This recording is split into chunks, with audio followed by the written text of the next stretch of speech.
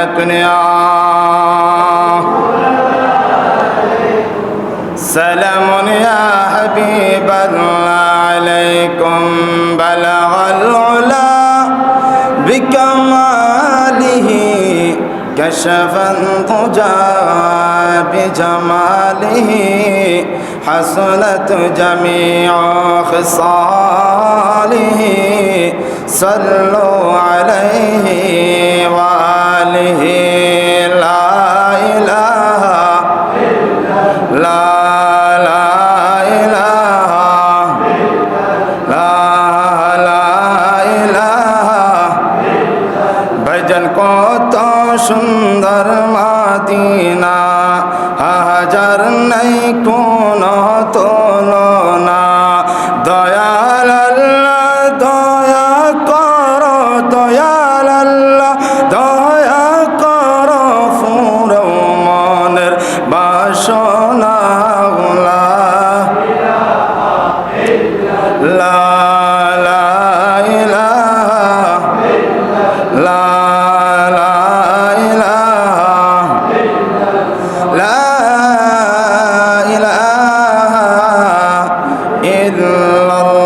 ইল্লাল্লাহু মুহাম্মাদুর রাসূলুল্লাহ সাল্লাল্লাহু তাআলা আলাইহি ওয়াসাল্লাম أعوذ بالله من الشيطان الرجيم بسم الله الرحمن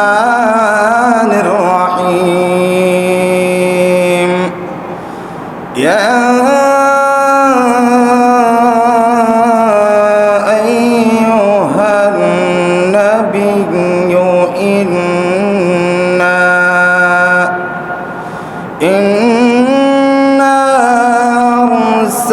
أرسلناك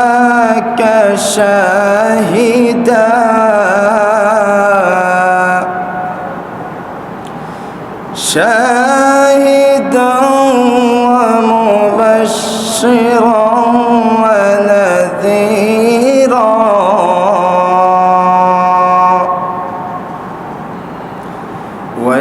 وداعيا إلى الله وداعيا إلى الله بإذنه وسراجا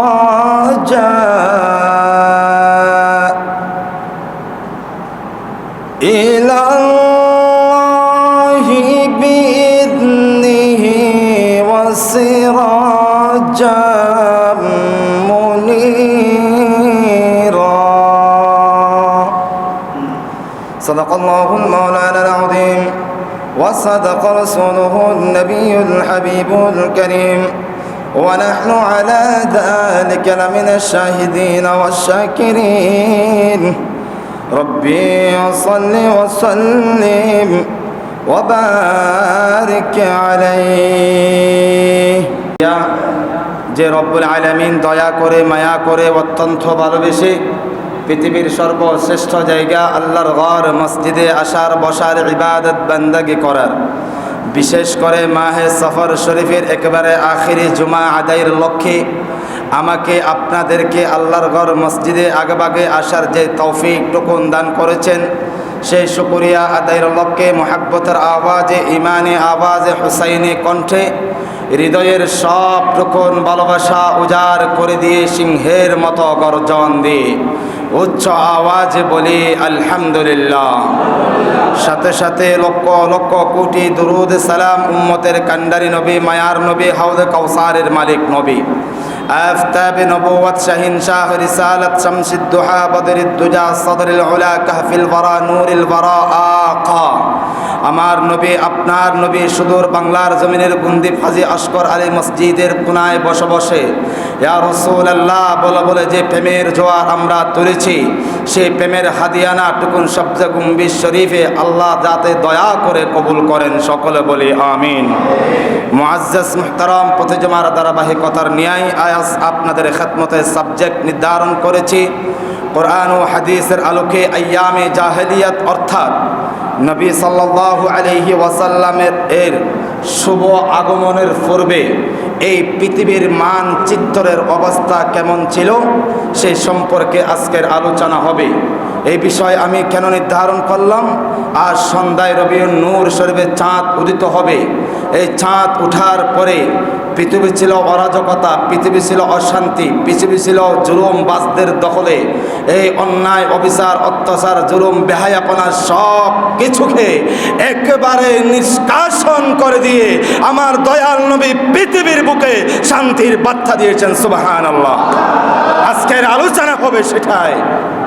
শুধু আমরা উম্মত দাবি করি, নামাজি দাবি করি, মুত্তাকি দাবি করি, কিন্তু দয়াল নবীর সুন্নতকে আমরা আঁকড়ে ধরে না। দয়াল নবীর তরিকা মোতাবেক দয়াল নবী যে সিস্টেম আমাদেরকে শিখাই দিয়েছেন সেই সিস্টেম অনুযায়ী আমাদের জীবনকে বাস্তবায়ন করতে পারি না। সম্মানিত হাজিরিন, আসুন সরাসরি কালামের মধ্যে ঢুকে যাই। আপনাদের খেদমতে যে একখানা ছোট্ট আয়াতে কারিমা আপনাদের খেদমতে তিলাওয়াত করেছি, সূরা আল আহজাব শরীফের ৪৫ থেকে ৪৬ নং আয়াতে রব্বি করিম কত সুন্দর করে জগৎকে জানিয়ে দিচ্ছেন, ইয়া আইয়ুহান নাবিয়্যু ইন্না আরসালনাকা শাহিদাও ওয়া মুবাশশিরাও ওয়া নাযীরা ওয়া দা'iয়ান ইলাল্লাহি বিইذনিহি ওয়া সিরাজাম মুনীরা। রব্বুল আলামিন কত সুন্দর করে আমার দয়াল নবীর মাধ্যমে জগৎকে জানিয়ে দিচ্ছেন, ইয়া আইয়ুহান নবী, ওগো আমার মাহবুব নবী, আপনি জগৎকে জানিয়ে দেন, ইন্না আরসালনাকা, আমি আল্লাহ আপনাকে পৃথিবী নামক নিয়ামত পাঠাইছি নবী হিসাবে, শুধু নবী না, শাহিদাও ওয়া মুবাশশিরাও ওয়া নাযীরা। ও নবী, আমি আপনাকে পাঠাইলাম সাক্ষীদাতা হিসাবে, ওয়া মুবাশশিরাও ওয়া নাযীরা, ওয়া মুবাশশিরা সুসংবাদদাতা হিসাবে, ওয়া নাযীরা সতর্ককারী হিসাবে আমি আল্লাহ নবী আপনাকে আমি দুনিয়াতে পাঠাইলাম। আল্লাহ আপনি তো বললে হয়, আমি নবীকে কেন পাঠানো হয়েছে? আল্লাহ বলেন, না না নবীরে, ও মাহবুব প্রেমিক রে, আপনি না হলে আমি আল্লাহ এই দুনিয়া বানাইতাম না, আসমান বানাইতাম না, লৌহ বানাইতাম না, জমিন বানাইতাম না, কলম বানাইতাম না। আমি আল্লাহ আপনার প্রেম মরে এত কিছু সৃষ্টি করলাম। আমি আল্লাহ চাইলে আমার জবানের মাধ্যমে বলে দিতে পারি, না না আমি আল্লাহ বলবো না, আমার দয়াল নবীর মাধ্যমে আমি জানাইয়া দেব। সাক্ষী কেমন? সাক্ষী দেব কিয়ামতের ময়দানে যখন উম্মত যখন আটকে যাবে, কবরের জগতে যখন উম্মত আটকে যাবে, আমার দয়াল নবী উপস্থিত হয়ে বলবে, ওগো আল্লাহ, আমার এই উম্মত মিথ্যা কথা বলে নাই, আমার এই উম্মত অন্যায় করে নাই, আমার এই উম্মত জুলুম করে নাই, আমার এই উম্মত আল্লাহ অন্যায় করে নাই। ওগো আল্লাহ, আমি নবীর খাতিরে আপনি আমার উম্মতকে কষ্ট দিতে পারেন না। শুধু আমার নবী এই যে দাওয়াত দিয়েছে চান তা না, আমার নবী তো দাওয়াত দিয়েছেন এমনকি পূর্ববর্তী যে সমস্ত নবী রাসূলরা পৃথিবীর জমিনে আগমন করেছেন, সমস্ত নবী রাসূলরা নিজ নিজ উম্মতদেরকে দাওয়াত দিয়েছেন। আমার নবীকে দাওয়াত হিসাবে পাঠাইছেন শাহিদা, সাক্ষীদাতা হিসাবে, ও মুবাশশিরা সুসংবাদদাতা হিসাবে, ওয়া নাযীরা সতর্ককারী হিসাবে। এভাবে আমার নবী এভাবে তিনটি দাওয়াত দিতে পুরা ৬৩ বছর জিন্দেগির জীবনে মক্কার জমিনে, মদিনায় জমিনে, তাইফের ময়দানে, উহুদের ময়দানে, খন্দকের ময়দানে যত জীবনের মধ্যে আমার নবী পদার্পণ করেছেন, সমস্ত জীবনের মধ্যে এমনকি দন্দন মুবারক শহীদ হয়েছে, রক্ত মুবারক ঝরেছে, নিজের সন্তানকে বিসর্জন দিয়েছেন, কারবালার ময়দান ইমাম হুসাইনকে বিসর্জন দিয়েছেন, শুধু একটি মাত্র এই কারণে দিয়েছেন, শুধু রব্বি হাবিলি উম্মতিদেরকে কিয়ামতের ময়দানে জান্নাতের মালিক বানানোর জন্যে। দাফে দাফে সমস্ত নবীরা কিভাবে আমাদেরকে দাওয়াত দিয়েছেন, নিজ নিজ উম্মতদেরকে দাওয়াত দিয়েছেন। হযরত নূহ আলাইহিস সালাতু ওয়াস সালাম তার জাতিদেরকে কেমন দাওয়াত দিয়েছেন আল্লাহ রাব্বি কারীম কালাম দিয়ে বুঝাই দিচ্ছেন। ইন ক্বালা লাহুম আখুহুম নূহুন আলা তাত্তাকুন ইন্নী লাকুম রাসূলুন আমিন ফাত্তাকুল্লাহা ওয়া আতিউন। যখন নূহ বললেন ইন ক্বালা লাহুম আখুহুম নূহুন, আমি তোমাদের ভাই নূহ আলাইহিস সালাতু ওয়াস সালাম বলছি, আলা তাত্তাকুন, তোমরা আল্লাহকে ভয় করো, তোমরা আল্লাহকে ভয় করো। ইন্নী লাকুম রাসূলুন আমিন, আমি হলাম আল্লাহর বিশ্বস্ত প্রেরিত রাসূল, মাহবুব নবী, আপনাদেরকে দাওয়াত দিচ্ছি। আল্লাহ আর বলেন ফাত্তাকুল্লাহা ওয়া আতিউন, ও আমার কওমরা, আমার ভাইয়েরা, তোমরা আল্লাহকে ভয় করো, আমি রাসূলের ইতাআত করো। এইভাবে নূহ আলাইহিস সালাতু ওয়াস সালাম জাতিদেরকে দাওয়াত দিয়েছেন। আবার আসুন হযরত হুদ আলাইহিস সালাতু ওয়াস সালাম কিভাবে নিজের জাতিকে দাওয়াত দিয়েছেন। ইন ক্বালা লাহুম আখুহুম হুদুন আলা তাত্তাকুনা ইন্নী লাকুম রাসূলুন আমিন ফাত্তাকুল্লাহা ওয়া আতিউন। হুদ আলাইহিস সালাতু ওয়াস সালাম বলতে লাগেন, ওগো আমার ভাইরা, ওগো আমার জাতি, ওগো আমার উম্মত, আমি তোমাদের ভাই বলছি, আমি তোমাদের ভাই হুদ বলছি। কি বলছেন বলেন, ইন্নী লাকুম রাসূলুন আমিন, আমি হলাম আল্লাহর প্রেরিত বিশ্বস্ত রাসূল। ফাত্তাকুল্লাহ, তোমরা আল্লাহকে ভয় করো, ওয়া আতিউন, এবং তোমরা আমি রাসূলের আনুগত্য করো। আবার আসুন হযরত সালেহ আলাইহিস সালাতু ওয়াস সালাম কিভাবে তার কওমদেরকে দাওয়াত দিয়েছেন আল্লাহ কালামে বুঝাই দিয়েছেন। ইন ক্বালা লাহুম আখুহুম সালিহুন আলা তাত্তাকুন, এভাবে গুনি সালেহ আলাইহিস সালাতু ওয়াস সালাম বললেন, আমি তোমাদের ভাই, আমি তোমাদের ভাই, তোমরা আল্লাহকে ভয় করো। ফাত্তাকুল্লাহ ওয়াত্তাকুল্লাহ, আল্লাহর উপর তাওয়াক্কুল করো, আল্লাহকে ভয় করো, তাকওয়া আনো। ওয়া আতিউন, আমি রাসূলের ইতাআত করো। এইভাবে করে হযরত লূত আলাইহিস সালাতু ওয়াস সালাম ঠিক সেইভাবে আল্লাহর কালাম দিয়ে তাদেরকে দাওয়াত দিয়েছেন। ইন ক্বালা লাহুম আখুহুম লূতুন আলা তাত্তাকুনা ইন্নী লাকুম রাসূলুন আমিন। সুবহানাল্লাহ। এইভাবে ধারাবাহিকভাবে লূত আলাইহিস সালাতু ওয়াস সালামও দাওয়াত দিয়েছেন। হযরত শুআয়ব আলাইহিস সালাতু ওয়াস সালামও দাওয়াত দিয়েছেন। কেমন দাওয়াত? ইন ক্বালা লাহুম শুআয়বুন লা তাত্তাকুন ইন্নী লাকুম রাসূলুন আমিন ফাত্তাকুল্লাহা ওয়া আতিউন, আমি তোমাদের ভাই শুআয়ব আলাইহিস সালাতু ওয়াস সালাম বললাম, তোমরা আল্লাহকে ভয় করো, তোমরা আল্লাহকে ভয় করো, আমি হলাম আল্লাহর প্রেরিত রাসূল। এভাবে দাওয়াত দিতে অন্যান্য সমস্ত নবীরা দাওয়াত দিয়েছেন। কোরআন ও হাদিস স্টাডি করলে দেখা যাচ্ছে পৃথিবীর সূচনা লগ্ন থেকে বাবা আদম আলাইহিস সালাতু ওয়াস সালাম থেকে শুরু করে আজকের তারিখ পর্যন্ত কোরআনের স্টাডি করলে দেখা যাচ্ছে একটি নয়, দুটি নয়, তিনটি নয়, প্রায় 16টি জাতি পৃথিবীর বুকে রব্বি কারীমের গজবের মাধ্যমে ধ্বংস হয়েছে। নাউজুবিল্লাহ বলে কয়টি জাতি বললাম? 16টি জাতি। এখন আমরা আসলাম 17তম জাতি। আমাদের উপরও কোনো জাতি আসবে কিনা? না না, আনা খাতামুন নাবিয়্যা লা নাবিয়্যা বা'দা মা কানা মুহাম্মাদুন আবা আহাদিম মিন রিজালিকুম ওয়ালাকিন রাসূলুল্লাহি ওয়া খাতামান নাবিয়্যিন, আমি হলাম শেষ নবী, আমার পর আর কোনো নবী আসবে না, আমার উম্মত হলেন শেষ উম্মত, আমার উম্মতের পর আর কোনো উম্মত আসবে না। ওগো ইয়া রাসূলুল্লাহ, ইয়া হাবিবাল্লাহ, আপনার উম্মতের উপর যদি আপনার আর কোনো উম্মত না আসে, এখন আমাদের করণীয় কি?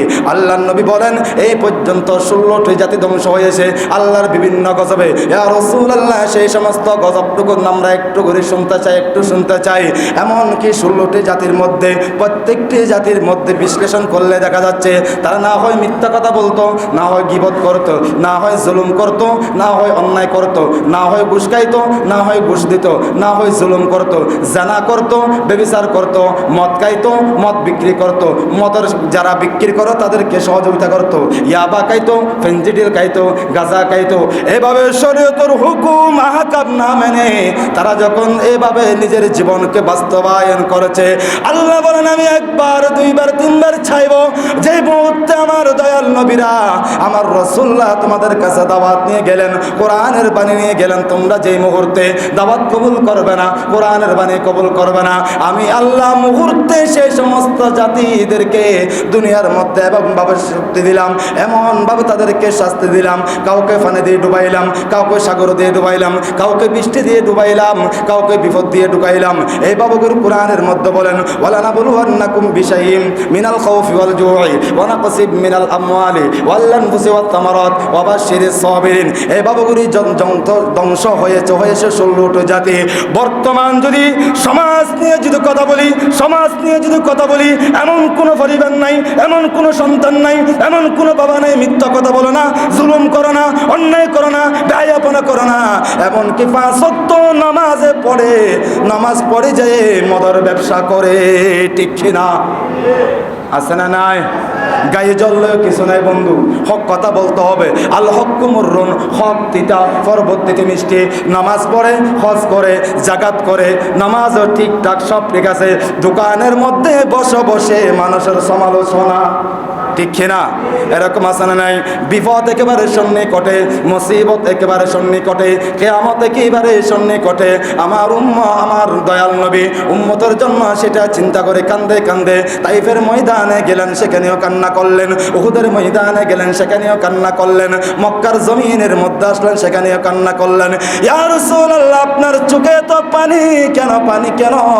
আমার দয়াল নবী বলেন উম্মত রে, আমার এমন কিছু আশিকে রাসূল আছে, তাদের অজান্তে এমন কিছু অন্যায় করে ফেলবে, এই কারণে তারা মিজানের পাল্লায় আটকে যাবে। উম্মত, আমি সেই জন্য এইভাবে করে কান্না করে তোমাদের জন্য। আমি রাসূলের মন চাই তোমাদেরকে জাহান্নাম থেকে রক্ষা করে জান্নাতের মালিক বানাই। যেই দিন আমার দয়াল নবী পৃথিবীর জমিনের মধ্যে আগমন করলেন, আগমন করার পরে, আগমনের পূর্বে ছিল এই পৃথিবী যে যারা আছে তারা সবাই অন্ধকারের মধ্যে নিমজ্জিত ছিলেন, অন্যায়ের মধ্যে নিমজ্জিত ছিলেন। আমি আপনাদের খেদমতে 10টি পর্বে আজকের আলোচনা সাজাইলাম। 1 নম্বর পর্ব হলো আইয়ামে জাহালিয়াতের পরিচয়, তৎকালীন বিশ্ব ব্যবস্থার ধর্মীয় পতন কেমন ছিল, 1 নম্বর পর্ব। 2 নম্বর পর্ব হলো ফারস্য শাসনীয় ও রোমান বাইজান্টাইন সাম্রাজ্যের রাজনৈতিক ও অনৈতিক অরাজকতার কথা। 3 নম্বর পর্ব হলো প্রাক ইসলামী আরবে তাওহীদ থেকে মূর্তি পূজার পতন, কিভাবে আল্লাহর নবী মূর্তি পূজা থেকে দূরে আনলেন এবং কাবাকে পবিত্র করলেন, এটা হলো 4 নম্বর। 5 নম্বর পর্ব হলো প্রাক ইসলামী আরবের অর্থনৈতিক শোষণ, সুদ, দাস প্রথা, নির্যাতনের বিভীষিকা কিভাবে নিষ্কাশন করলেন আমার দয়াল নবী, হাদিসে পাক দিয়ে বলবো। 6 নম্বর পর্ব হলো গোত্রীয় অহংকার। এরকম অহংকারী ব্যক্তি আছে না নাই? আওয়াজ দিয়ে বলতো, অহংকারী ব্যক্তি আছে না নাই? একটু যদি ক্ষমতা পায়, অহংকারের কারণে তার পাশে যাওয়া যায় না। ঠিক না? এরকম অহংকার জাতি, হাজার হাজার জাতিকে আল্লাহ একটি ল্যাংড়া মশা দিয়ে ধ্বংস করে দিয়েছেন। ইতিহাস আপনারা জানেন, ফিরাউন মনে করেছিল আমি খোদা, আমার চাইতে বড় খোদা না। আল্লাহ বলেন না না, আলা লাহুল খালক ওয়াল আমরু তাবারাকাল্লাহু রাব্বুল আলামিন। আমি আল্লাহ আসমান বানাইছি, জমিন বানাইছি, দুনিয়া বানাইছি, এত কিছু দিলাম, আমি আল্লাহর হুকুম চলবে। আলা লাহুল খালক, আমি বানাইছি, আলা লাহুল খালক ওয়াল আমর, আমার হুকুম চলবে পৃথিবীতে। আর কোন ধ্বংসশীল ব্যক্তির ক্ষমতা চিরস্থায়ী নয়। ঠিক কিনা বলেন? আল্লাহর ক্ষমতা যেখানে আসবে বন্দার ক্ষমতা একবার পানির সাথে ধূলিসাৎ হয়ে যাবে। বিশ্বাস করেন কিনা? করেন না মনে হয়। তো করলে মিথ্যা বলেন কেন? করলে নামাজ পড়েন না কেন? আজান হচ্ছে, দোকানের মধ্যে বসে বসে আড্ডা দে। মানুষকে এত ওয়াজ করি তারপরও হয় না, এত হেদায়েতের বাণী দিই তারপরও হয় না। কেন হয় না? ফজরের নামাজে আজকে কয়জন মুসল্লি আসলেন? এখন যে ডং করে চলে আসলেন মসজিদে, আজকে কয়জন আসলেন ফজরের নামাজে? অথচ আল্লাহর নবীর হাদিস, এই যে ফজরের নামাজে 2 রাকাত সুন্নাত, 2 রাকাত সুন্নাত, কয় রাকাত? বলেন না ভাই, কয় রাকাত? 2 রাকাত সুন্নতের বর্ণনা করতে গিয়ে আমার নবী কান্না করে করে বলেন, ও উম্মত, 2 রাকাত ফজর নামাজের মর্তবা কেমন জানো? 7 আসমান 7 জমিনকে যদি এক পাল্লায় দেওয়া হয়, তারপরে ফজরের 2 রাকাতের নামাজের সওয়াব হবে না। আল্লাহু আকবার বলেন। কয় রাকাত? 2 রাকাত ফরজের কাছে যায় নাই, 2 রাকাত সুন্নতের মর্তবা। কুল কায়নাত যত সৃষ্টি আছে, সমস্ত সৃষ্টি যদি এক পাল্লায় রাখা হয়, তারপরেও ওই 2 রাকাত সুন্নতের বিনিময় এই পৃথিবী দিতে পারবে না। ও মুসলমান, রবিউল আউয়াল আসলে মিলাদ একটা করবেন, মাহফিল একটা করবেন, সব ঠিকঠাক, আর নামাজ নাই, দোয়া নাই, তাসবিহ নাই, তাহলিল নাই। আর কিছু ব্যক্তি আছে নামাজ 5 ওয়াক্ত পড়ে, আলেমদেরকে মহাব্বত করে, আলেমদেরকে ইজ্জত করে, হাঁটা বসা উঠা বসা সব আলেমদের সাথে, কিন্তু তলে তলে টেম্পো চালায়। এরকম আছে না নাই? মদের ব্যবসা, গাজার ব্যবসা, ইয়াবার ব্যবসা, সুদের ব্যবসা, ঘুষের ব্যবসা সমাজে আছে না নাই? খোদার কসম করে বেলা মিম্বর থেকে আওয়াজ দিই, একটিবার বলবেন যদি আপনারা সাথে থাকেন, যেখানেই যেতে বলেন আমি সেই প্রতিবাদের জন্য আমি যাব ইনশাআল্লাহ।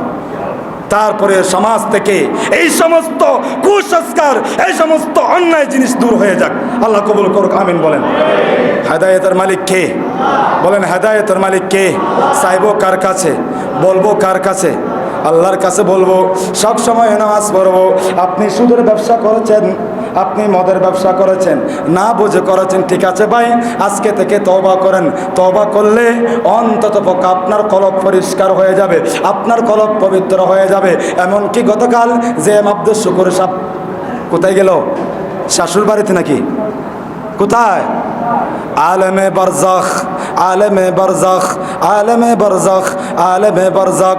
ডানো মাটি, বামো মাটি, সামনেও মাটি, পিছনেও মাটি, উপরেও মাটি। হায় হায়, গতকাল শুনলাম এই যে নামাজের আগে আমার এক ভাই বলতে লাগলেন, হুজুর অনেক চেষ্টা করেছে কবরটাকে একটু ঠিক করার জন্য, হুজুর যত যত কুড়ি তত পানি বাইর হচ্ছে, কবর ভেঙে যাচ্ছে।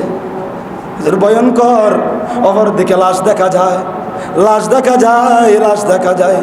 বয়ে তফতর করে শরীর কামড় দিয়ে ওঠে, শরীর লুম কাটা হয়ে যায়।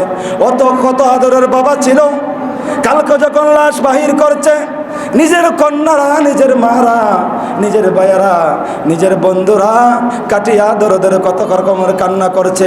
ও বাবা, আর তো তোমার সাথে দেখা হবে না। হ্যাঁ ভাই, আর দেখা হবে না। এই জীবনে বাবা নামক নিয়ামত আর পাবেন না। তাদের চোখের পানি দেখে নিজে কন্ট্রোল করতে পারি নাই। এমন পানির মধ্যে ওই যে আব্দুল শুকুর সাহেবকে দাফন করে দিলাম। কেমন আছে জানি না, কি অবস্থায় আছে জানি না।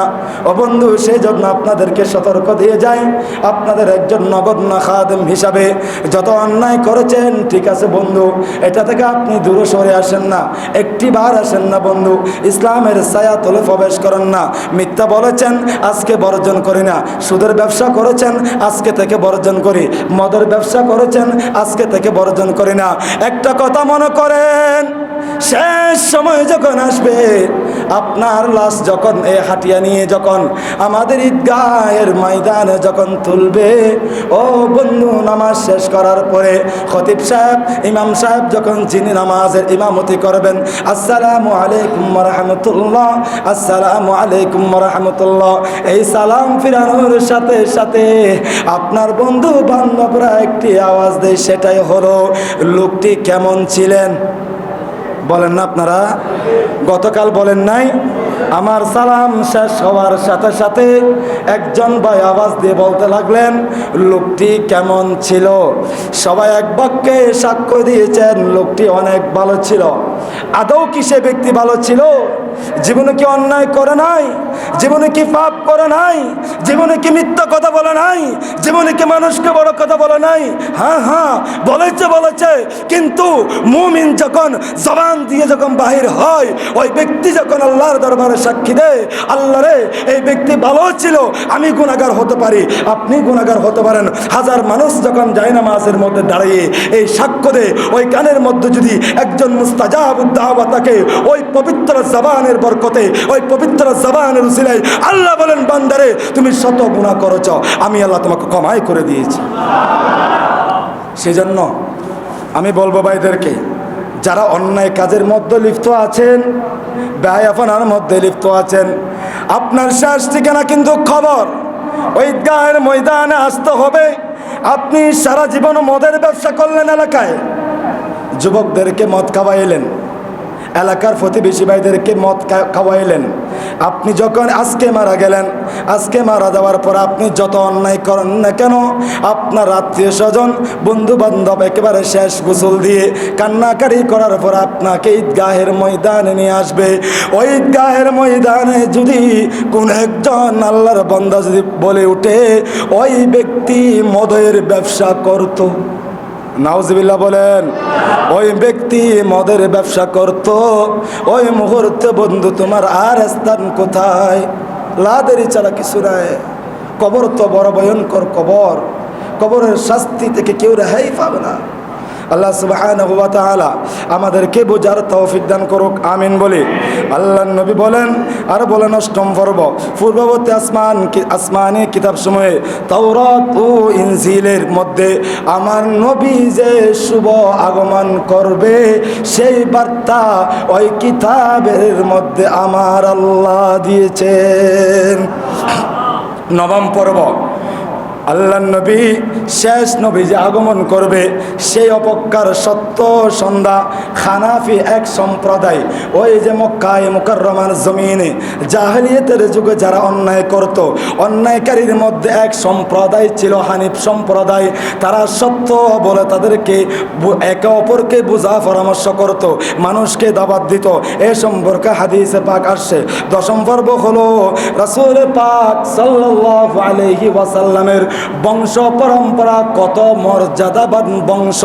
আমরা যে শুধু দয়াল নবী রহমাতুল্লিল আলামিন বলে আমার নবী, আপনার নবী, জিন্দা নবী, মায়ার নবী, নুরুন নবী, এইভাবে এগোরে যে গলা পাটাই চিৎকার দিই, সাধারণ কোনো নবী না।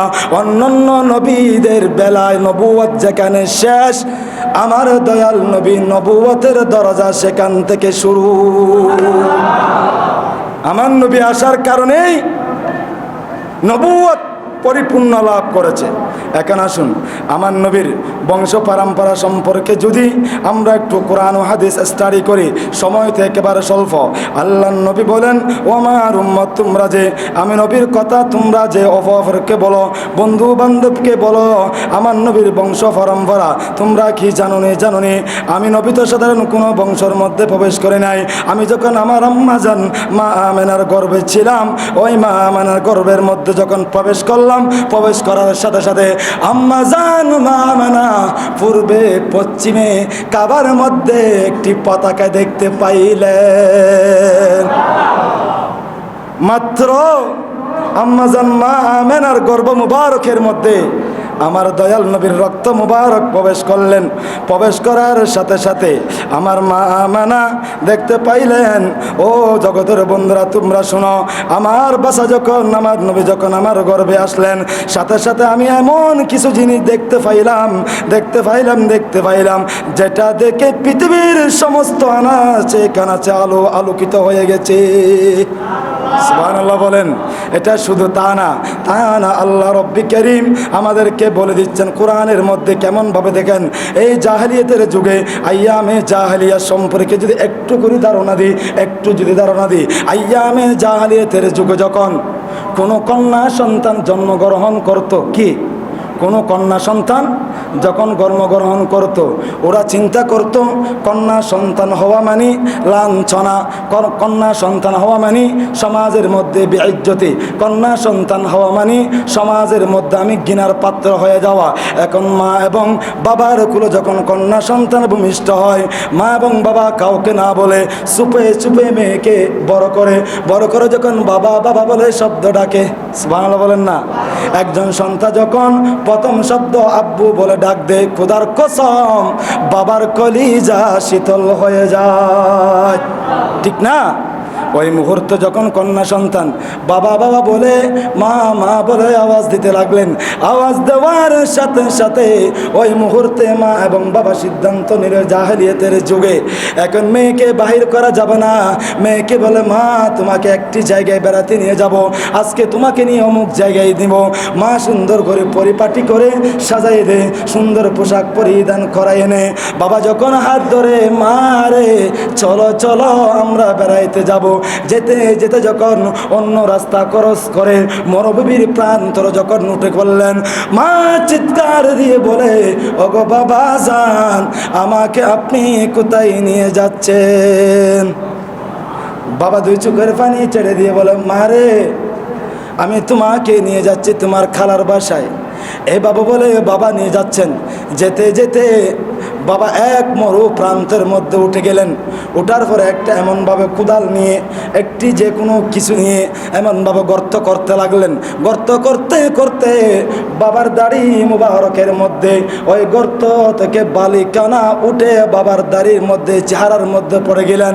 ওইদিকে কন্যা সন্ধ্যা চিৎকার দিয়ে বলে, ওগো বাবা জান, আপনার দাড়ির মধ্যে ময়লা লেগেছে, আপনার সিনার মধ্যে ময়লা লেগেছে, আপনার শরীরের মধ্যে ময়লা লেগেছে।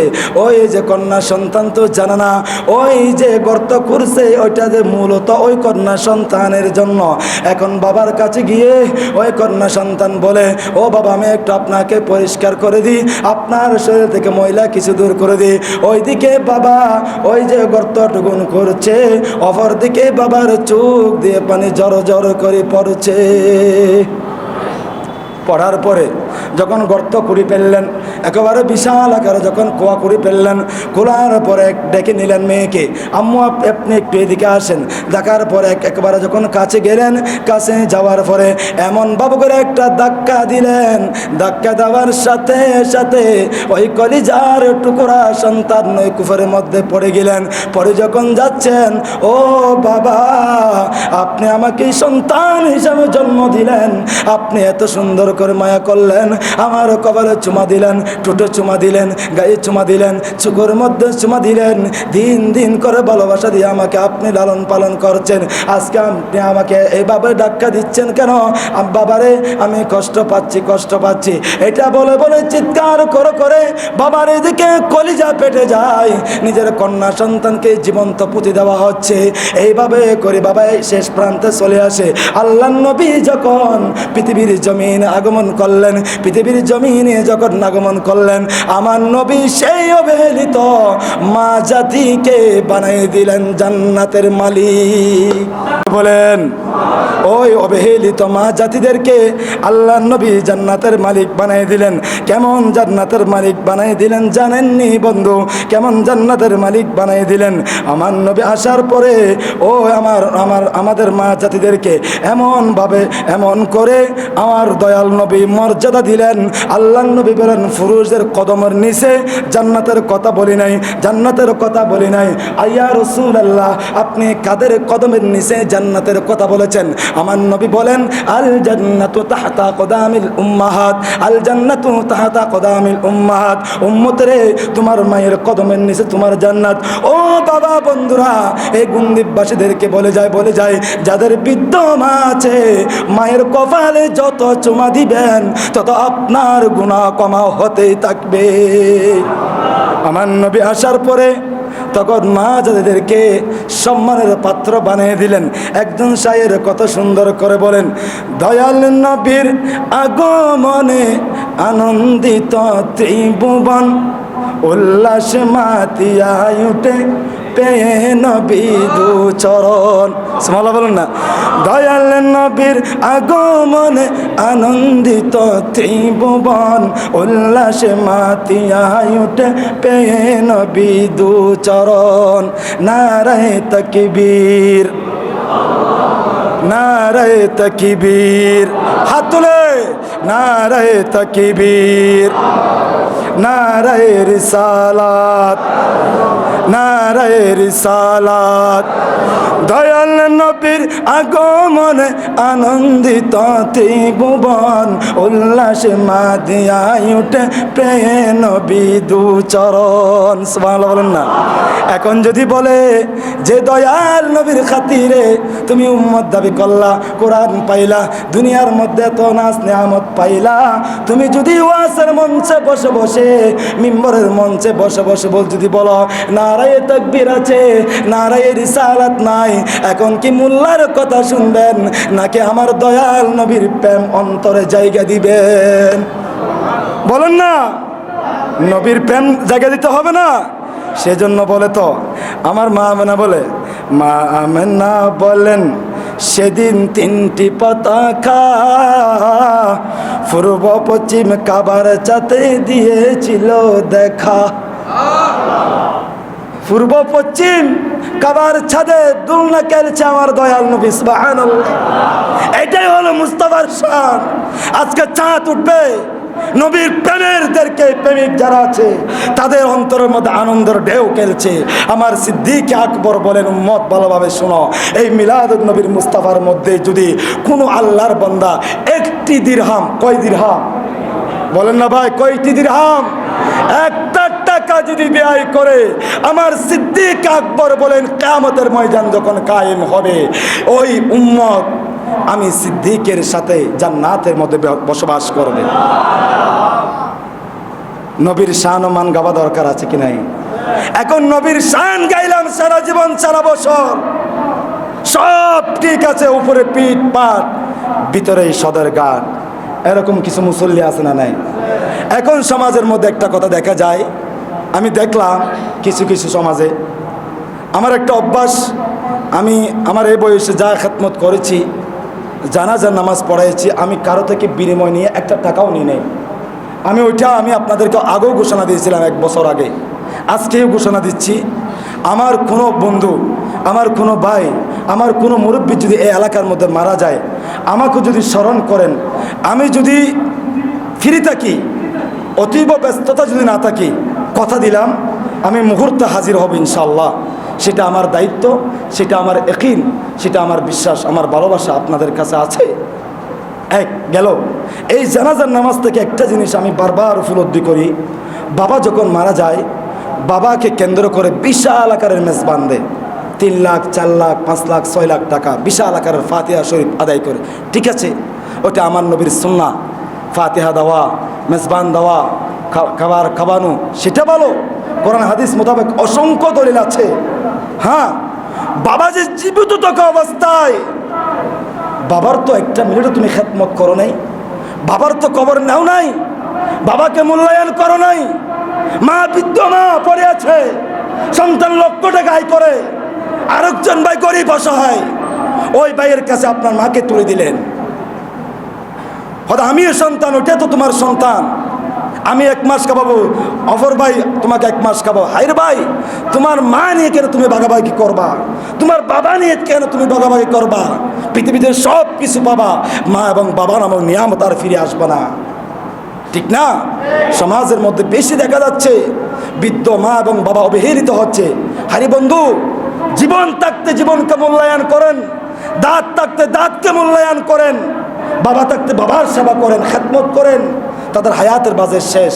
আল্লাহ সুবহানাহু ওয়া তাআলা আমাদের বৃদ্ধ মা এবং বাবাদের হায়াতে হিজরি দান করুক, আরো জোরে বলেন আমিন। আল্লাহ তাদেরকে সিয়াত আফিয়াত দান করুক, আল্লাহ তাদের হায়াতের মধ্যে বরকত দান করুক। যেই সমাজে, যেই মসজিদে, যে এলাকায় মুরব্বী নাই, বন্ধু মনে করবেন সে এলাকা অন্ধকার, দাফে দাফে মুরব্বীরা চলে যাচ্ছে। গত জুমায় এলান করেছিলাম এই মিম্বরে দাঁড়িয়ে মোনাজাতের মধ্যে, আল্লাহ জানি না এটা কার জীবনের শেষ মোনাজাত, শেষ আমিন হয়ে যাচ্ছে। যেতে না যেতে গতকাল জেম আব্দুল শুক্কুর সাহেব আমাদের মাঝ থেকে বিদায় নিয়েছে। আল্লাহ তার জীবনের গুনাহ ক্ষমা করে দিয়ে তাকে রফে দরজাত দান করুক, আমিন। জানি না আগামী জুমায় কোন বাবাজান চলে যায়, কোন বন্ধু চলে যায়, কোন ভাই চলে যায়, কোন সন্তান চলে যায়, জানি না। সেজন্য বন্ধু, সময় যখনই পাবেন তখনই ইস্তিগফার পড়া শুরু করে দিবেন। আল্লাহ সুবহানাহু ওয়া তাআলা আমাদেরকে বুঝার, আমল করার তৌফিক দান করুক, আমিন। ওয়া মা আলাইনা ইল্লাল বালাগ।